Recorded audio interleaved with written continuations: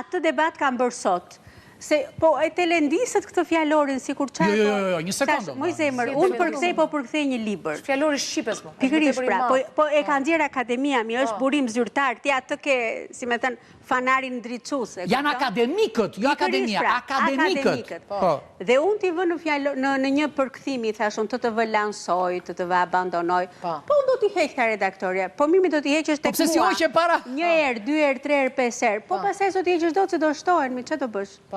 Pra, këto fjalë nguliten dhe kjo është një problem shumë i madh. Shumë e vërtet. Do të thënë kur të plakemi me 99%, italishën e marrin vesh, po do na afusin ndonjë kines që do na afusin ndonjë tjetër. Do ta përsërisësh edhe një herë akuzën dhe pastaj bashk ne do të kalojmë atje pas kamerave se ky shoku jon do bëj një super monolog. Okej.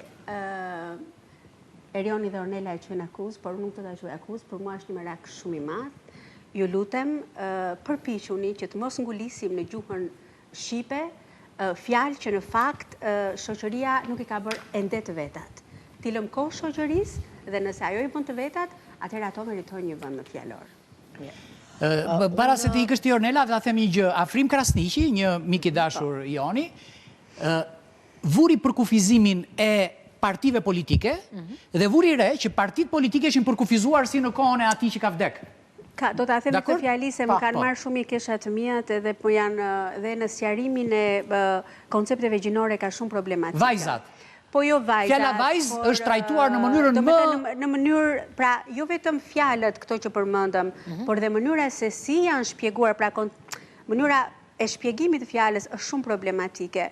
Kështu që ata mirë kanë bërë që e kanë lërë një vit hapur si fjalor, por unë kam frikë se ndërkohë diçka do të mbetet te brezat, tek ata që do ta përdorin. Dhe Afrimi tha këtë gjë, për 3 ditë ndryshuan me njëra atë të partive politike, tha, por tani po ju them tha që vetë fjalën profesor, pra këta profesorët që kanë bërë, e kanë shpjeguar keq.